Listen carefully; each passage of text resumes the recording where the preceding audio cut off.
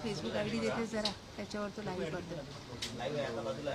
अभी रहने दे, कोई बात नहीं, इसका कोई किसी को ट्वीट कर देंगे। हाँ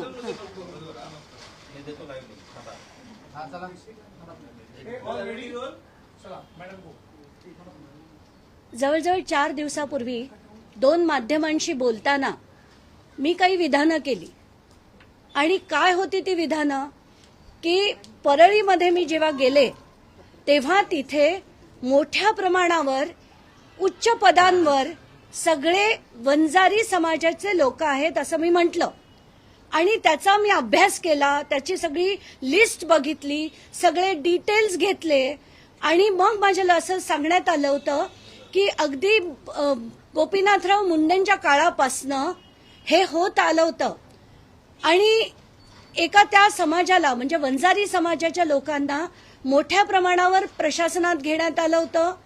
मग काही काळाने त्या सगळ्या लोकांना बीडमध्ये बोलवण्यात आलं। असं जे माझं विधान होतं ते कुठेही समाजाविरुद्ध एक चकार शब्द, कारण आजपर्यंत कुठल्या तुमच्यापैकी कोणाला सुद्धा माहित नसेल मी कुठल्या समाजाची आहे, कुठल्या जातीची आहे, कुठल्या धर्माची आहे, कारण आजपर्यंत अंजली दमानिया म्हटल्यावर लोकांना कळत सुद्धा नाही की कुठल्या समाजाचे आहेत। पण मुद्दा हा आहे की जेव्हा मी कधीही कुठल्याही समाजाविरुद्ध बोलत नसेल तर मी जे बोलले ते का बोलले तर त्याच्या मागचा माझा हेतू अगदी स्पष्ट करण्यासाठी मी 2 ट्विटरवर मुद्दाम ट्वीट्स टाकले की भगवान बाबांसारखे जे संत होते, जे शैक्षणिक प्रबोधन करायचे, सांस्कृतिक प्रबोधन करायचे, असे जे लोक होते ते नेहमीच वंदनीय आहेत, नेहमीच आदरणीय आहेत आणि मी कुठेही हा समाज कष्टाळू नाही, आळशी आहे किंवा काही काम करत नाही आणि त्यांना फायदा दिला जातो असं एक चकार शब्दांनी पण म्हटलं नाही।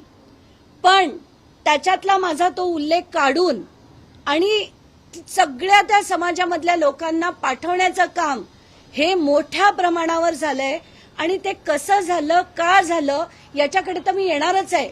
पण जे मी म्हटलं ते किती त्याच्यात तथ्य आहे आणि त्याचा झालेला अभ्यास जो मी म्हटला, त्याची सगळी यादी मी म्हटली, ती देखील मी परत ट्विटरवर टाकली की अमुक अमुक माणूस या पदावर, तमुक तमुक माणूस त्या पदावर, तहसीलदार व्यंकटेश मुंडे, हे सगळी जी माणसं होती, सानप आहेत, मुंडे आहेत, ही सगळी उच्च पदावरची माणसं फक्त परळीमध्ये का?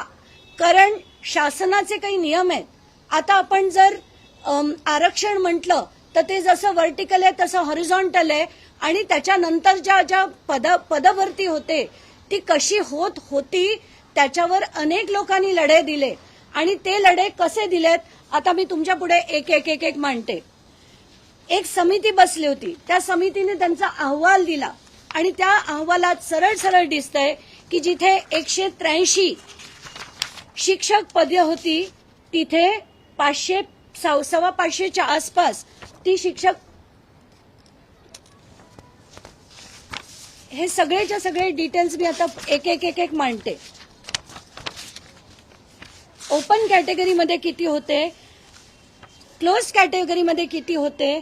आता वंजारी समाजाबद्दल मी जे बोलले ते फक्त त्यांचा जो वापर या मुंडे कुटुंबांकडनं केला जातोय, म्हणजे धनंजय मुंडे आणि पंकजा मुंडे यांच्याकडनं वापर होतोय यात काहीही शंका नाही। कारण काही शिक्षक मंडळी औरंगाबाद कोर्टात जेव्हा गेली होती तेव्हा त्यांना ऑर्डर देण्यात आली होती आणि त्या ऑर्डरमध्ये स्पष्ट उल्लेख होता, तेव्हा जेव्हा गव्हर्नमेंटकडनं सबमिशन झालं की बिंदू नामावली आम्ही अगदी योग्य त्या प्रकारे निभावू, ते त्यांनी सांगितल्यानंतर कोर्टाने ती पिटिशन डिस्पोज केली, डिसमिस नाही केली, डिस्पोज केली, कारण सरकारकडनं लेखी त्यांना तसं सांगण्यात आलं। ताबडतोब म्हणजे 17/11/2018 ह्याचा सगळ्या डायरेक्टिव्स काढण्यात आले की जेवढे एक्सेस शिक्षक आहेत जे एकाच समाजाचे आहेत त्यांना ताबडतोब त्यांची ट्रान्सफर करण्यात यावी। पण पंकजा मुंडे यांनी हे ट्विट करून, आता या ट्विटमध्ये काय लिहिलंय हे पण मी वाचून दाखवते. बीड जिल्ह्यातील 279 शिक्षकांना बीड झेडपी सीईओंनी सदोष बिंदू नामावलीचा आधार घेत मूळ जिल्ह्यात कार्यमुक्त करण्याचे आदेश दिले होते. मी तात्काळ सचिव व शिक्षक प्रतिनिधी यांची बैठक घेऊन शैक्षणिक वर्षामध्ये शिक्षकांच्या बदल्यांमुळे मुलांचं नुकसान होईल म्हणून बदलीच्या आदेशास स्थगिती दिली. ही ते ट्विट आहे. आणि हे जे आदेश काढले गेले होते 17 तारखेला, 20 तारखेला पंकजा मुंडे यांनी याच्यावर स्थगिती दिली आणि हे सगळे फॅक्ट्स आहेत.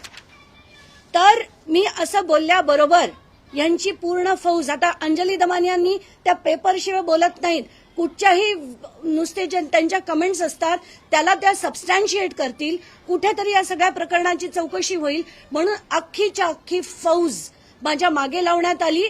आणि ती फौज काय होती ती मी एक एक एक एक आता दाखवते. हे व्यक्ती नरेंद्र सांगळे, आत्ताच काही वेळापूर्वी त्यांचा परत फोन आला होता आणि तो फोन मी काही माध्यमांना देखील ऐकवला होता. हा माणूस उठसूट फोन करत सुटलाय. त्यांनी माझा फोन नंबर हा वेबसाईट सोशल मीडियावर म्हणजे फेसबुकवर टाकलाय आणि अंजली दमानिया या कार्यकर्ती उचलत नाहीत तोपर्यंत कॉल करत राहा, खंड पडता कामा नये असं पहिली पोस्ट टाकली. परत दुसरी पोस्ट टाकली माझा नंबर टाकून आणि त्याच्यात इतकी खालच्या दर्जाची भाषा त्यांनी वापरली आहे. चांगल्या चांगल्याचा बाजार आम्ही उठवला, तुझाही उद्धार होईल बाजारू कार्यकर्ती, अशा भाषेत त्यांनी माझ्या नावाचे ट्विट्स आणि फेसबुकवर त्यांनी मेसेजेस टाकायला सुरुवात केली. नंतर आले यांचे महान सुनील फड. आता हे सुनील फड कोण आहेत त्यांचं आपण बघूया. सुनील फड यांनी हे त्यांचे अनेक अनेक अनेक फोटो मी तुम्हाला पाठवते. हे जे जे त्यांनी लिहिलेले आणि त्यांच्या फेसबुकवर आलेल्या पुढच्या कमेंट्स ज्या आहेत त्या कमेंट्स मी तुम्हा सगळ्या पत्रकारांना देते. किती खालच्या दर्जाच्या, किती बेकार आणि अश्लील अशा कमेंट्स करायला लोकांनी सुरुवात केली आणि सगळ्या समाजाला भडकवण्याचं काम केलं. मला दिवसाला जवळजवळ 700 ते 800 फोन कॉल्स पहिल्या दिवशी आले, दुसऱ्या दिवशी आले, काल तिसरा दिवस होता म्हणून आज मी चौथ्या दिवशी ही प्रेस कॉन्फरन्स घेतेय. कारण आज देखील ते फोन कमी झाले नाहीयेत आणि बंद तर अजिबात झालेले नाहीयेत. हे सगळे जे आहेत तुम्ही बघत जा.